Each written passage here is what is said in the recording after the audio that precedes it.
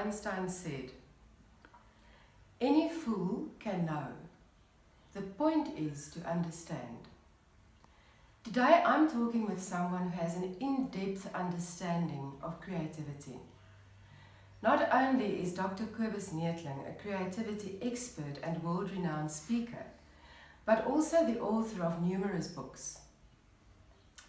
Kobus, many people have the erroneous idea that creativity is reserved for the domain of the arts.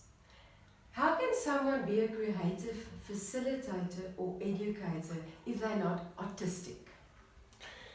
Yeah, that erroneous belief has been around for hundreds and hundreds of years. Well, it's basically not true.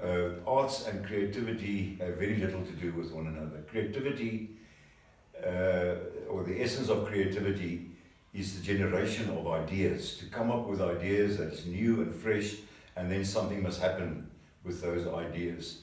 So art can be one of the manifestations of creativity, but it can manifest in all different kind of ways. The way you interact with people, so social creativity, the way you develop or innovate a product, the way you teach, and so I can go on and on. Creativity can happen in so many different ways, and art is just but one of them.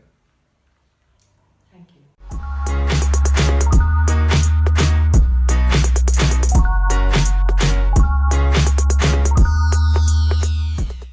My next question is, how does it change teaching and learning if a corporate facilitator works from the creative edge rather than their comfort zone? I think we must remember that most employees, most people in the world in corporates work in the comfort zone. And one can understand that because they start to work, their rules, their guidelines, and it's not always wrong to have that kind of anchoring. But the problem is if you stay in your comfort zone, you only stay there, you never take the risk to go beyond the comfort zone.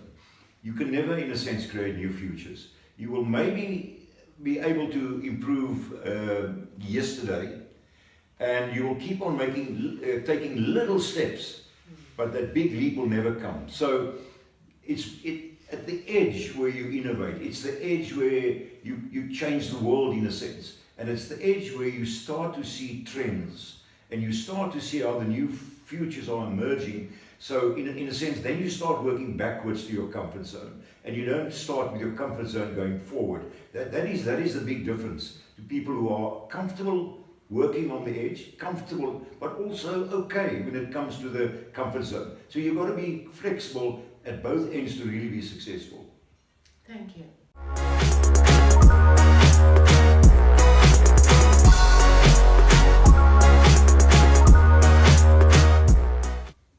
So let's hear, how does creativity help an educator or facilitator adapt in real time?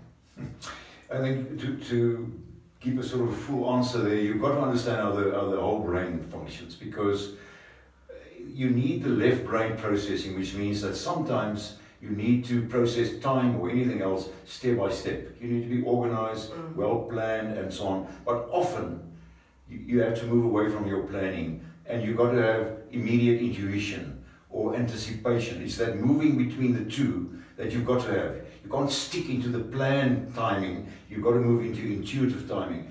It is basically like, I remember working with sevens rugby teams, where the focus was on to be able to focus specifically so that people don't run past you, but at the same time focus on space. So you move in space and in focus, and it's unbelievable when you begin to understand that kind of flexibility, that sometimes slow planning works, but often it doesn't, that you've got to be on your feet intuitively, and all these things, by the way, can be trained.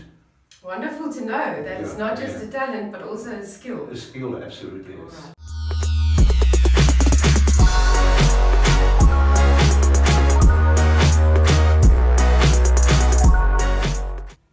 My last question to you is, why should all educators, facilitators, teachers, anybody in learning and development, why should they attend the Agri Education Conference?